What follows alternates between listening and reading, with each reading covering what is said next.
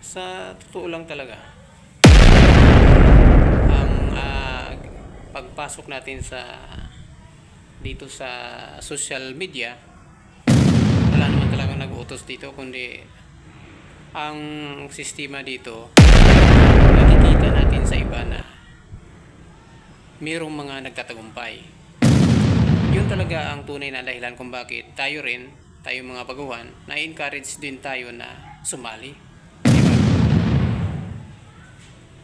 Kasi kung wala tayong nakita na mga na sosyo or pinupost nila yung tagumpay, wala tayong inspirasyon di ba?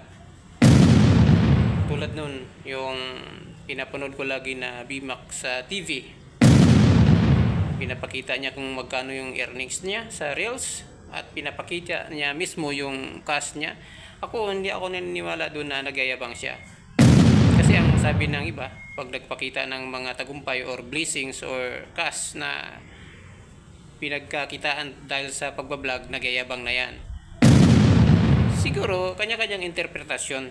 Iba-iba yung mga pag-intindi ng tao talaga. Totoo, hindi parehas Kasi para sa akin dyan, yung mga nagpapakita ng tagumpay, pinapakita nila yung mga building na napagawa nila dahil sa pagbablog, pinapakita nila yung sweldo nila, monthly, milyon, di ba? Yan yung mga nag-motivate or nagpapalakas ng loob sa mga baguhan. Yan yung nagpalakas ng loob sa mga baguhan kasi kung walang nagpo-post ng ganyan, kung walang nagpapakita ng ganyang tagumpay o ng sweldo nila sa social media, hindi nila pinopost, wala mga encourage, walang magsisikap. Kung ang lagi na lang makikita mo sa social media, sa mga post nila, puro lost, di ba? Or walang nangyari, hindi nagtatagumpay, puro na lang bigo bigo sa mga ginagawa nila. Hindi kakalat, hindi dumadami yung mga na sumasali sa pag-vlog. Kasi may pira sa social media. Kaya hindi natin pwedeng sabihin husgahan sila. Hindi natin sila pwedeng husgahan na nagyayabang sila dahil pinapakita nila yung kanilang income or o pira na kinikita nila sa pagre-reels or sa pagsali dito sa social media. Kasi sila yung kinukuhaan ng mga baguhan na kaya pala totoo talaga pala na may pira sa social media. Kaya nagsisikap tayo na makisali baka sakali. Huwag tayong mainggit.